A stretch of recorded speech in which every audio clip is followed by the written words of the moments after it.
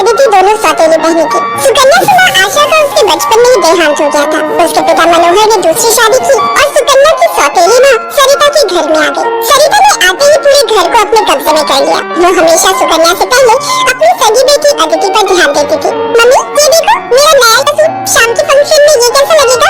ये तो बहुत सुंदर लग रहा है, रानी लगेगी बिल्कुल मेरी बेटी। मम्मी तो सुकन्या को क्या दोगी पहनने के लिए? वो भी तो हमारे साथ शादी में जा रही है, पहन लेगी कुछ भी जो उसका मन होगा। मेरे पास इतने पैसे नहीं है कि मैं उसके लिए भी नया सूट खरीदूं। वैसे भी तुम्हारे पापा का इतना काम नहीं बचा। मेरे लिए तुम्हें नया सूट लेकर देना जरूरी था। बहुत लोग आएंगे वहाँ, क्या पता कोई तुम्हें अमीर घर का लड़का पसंद कर ले।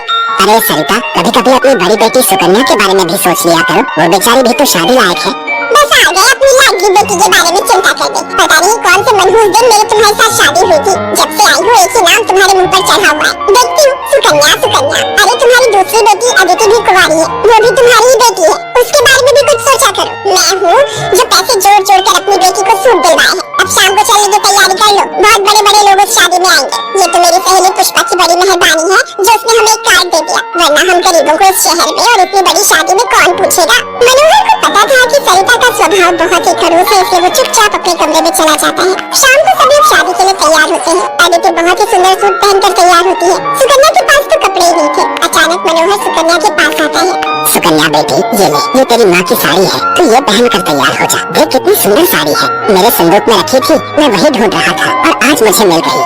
पिताजी, ये माँ की साड़ी सचमुच, ये साड़ी तो बहुत सुंदर है। शुक्रिया पिताजी, आज आपने माँ की ये साड़ी देखकर मुझे बहुत खुशी दी है। हाँ बेटी, अब ये साड़ी पहनकर जल्दी से तैयार हो जा। देखना सबसे सुंदर लगेगी मेरी बेटिया। सुकन्या अपनी माँ की साड़ी पहनकर तैयार हो जाती है। सब लोग शादी में पहुँचते हैं। सरिता जानबूझकर अदिति को ही आगे कर रही थी ताकि वहाँ लोग अदिति को ही देखें। तभी एक बहुत ही बड़े परिवार के लड़के आशीष की नजर सुकन्या पर पड़ती है। सुकन्या बिल्कुल अकेली खड़ी थी। वो लड़का उसके पास आया और उससे बात करने लगा। हेलो, मेरा नाम आशीष है और आपका? जी, मेरा नाम सुकन्या है। अच्छा नाम है आपका। वैसे आप यहाँ अकेली क्यों खड़ी हैं? चलिए ना वहाँ डांस फ्लोर पर सब लोग डांस करें। आशीष को सुकन्या से बात करते देख सरिता आशीष के पास आती है। सुकन्या बेटा, तुम्हारे पापा तुम्हें बुला रहे हैं, इनके साथ अदिति डांस कर लेगी। हाँ क्यों नहीं, प्लीज।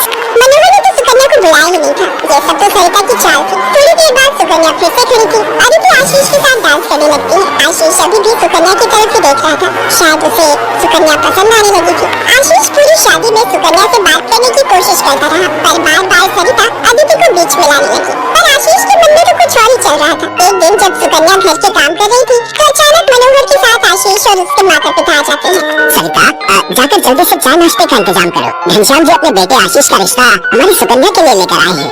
क्या सुकन्या के लिए आशीष का रिश्ता?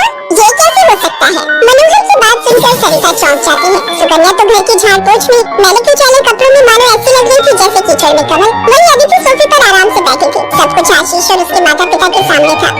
सुकन्या बेटिया, जाओ जल्दी से तैयार हो जाओ। अदिति, जाओ अपनी दीदी को तैयार कर दो। कोई जरूरत नहीं है तुम्हें उसे तैयार करने की। तुम उसकी नौकर नहीं हो जो उसे तैयार करो, अपने आप हो जाएगी तैयार। ये रिश्ता उसके लिए आया है, अदिति उसकी नौकरानी नहीं है। अंदर चल रही सरिता और मनोहर की बातें थोड़ी थोड़ी आशीष और उसके माता पिता के कानों में आ रही थी, इसलिए मनोहर बाहर आ जाता है। मनोहर जी, हमारे बेटे आशीष को आपकी सुकन्या उस दिन बहुत पसंद आई थी और वैसे भी हम आशीष के लिए लड़की ढूंढ ही रहे थे, इसलिए अचानक ही आपको मैंने फोन मिला दिया। मेरी सुकन्या तो बहुत किस्मत वाली है जो आप जैसे इतने बड़े घर का रिश्ता उसके लिए आया, वरना हम तो, मैं आपको क्या ही कहूँ। घनश्याम जी, आपने सचमुच मुझ पर बहुत बड़ा उपकार किया है। नहीं मनोहर जी, इंसान दिल से अमीर होता है। आपने अपनी बेटी सुकन्या को जो संस्कार दिए हैं वो किसी धन दौलत से कम नहीं। तभी सुकन्या चाय नाश्ता लेकर आ जाती है। सुकन्या का रिश्ता पक्का हो जाता है। भाई साहब, हमें आपकी सुकन्या बहुत पसंद है। हम तो जल्द से जल्द शादी करके सुकन्या को अपने घर की बहू बना कर ले जाना चाहते हैं। बस आप शादी की तैयारियां कीजिए। आशीष के माता पिता के मुँह से ये बातें सुनकर मनोहर की खुशी का ठिकाना नहीं था। सुकन्या आज एक बहुत बड़े घर की बहू बनने जा रही थी। आशीष के माता पिता रिश्ता पक्का करके चले जाते हैं। कुछ दिनों बाद सुकन्या की शादी की तारीख निकल आती है। सरिता, मैं देख रहा हूँ जब से सुकन्या की शादी पक्की हुई है तुमने सुकन्या से बात तक करना छोड़ दिया है। ये ठीक नहीं। तुम अपनी बेटी की शादी करो, मैं इस शादी में कोई हाथ नहीं लगाऊंगी। ये रिश्ता मेरी बेटी के लिए था। मैं चाहती थी आशीष के साथ अपनी बेटी का रिश्ता करना, पर तुम्हारी उस सुकन्या ने सब काम खराब कर दिया। ये तुम गलत कह रही हो सरिता। सुकन्या के लिए आशीष के माता पिता खुद से रिश्ता लेकर आए हैं। तुम्हें तो खुश होना चाहिए। तुम क्यों सौतेलापन सुकन्या के साथ रख रही हो? तुम्हें तो उसकी सगी माँ बनकर उसे विदा करना चाहिए। मैं इसलिए तुम्हें उसकी माँ बनाकर लाया था, वरना क्या कहो तो मैं अभी ये घर छोड़कर चली जाती हूँ। बोलो।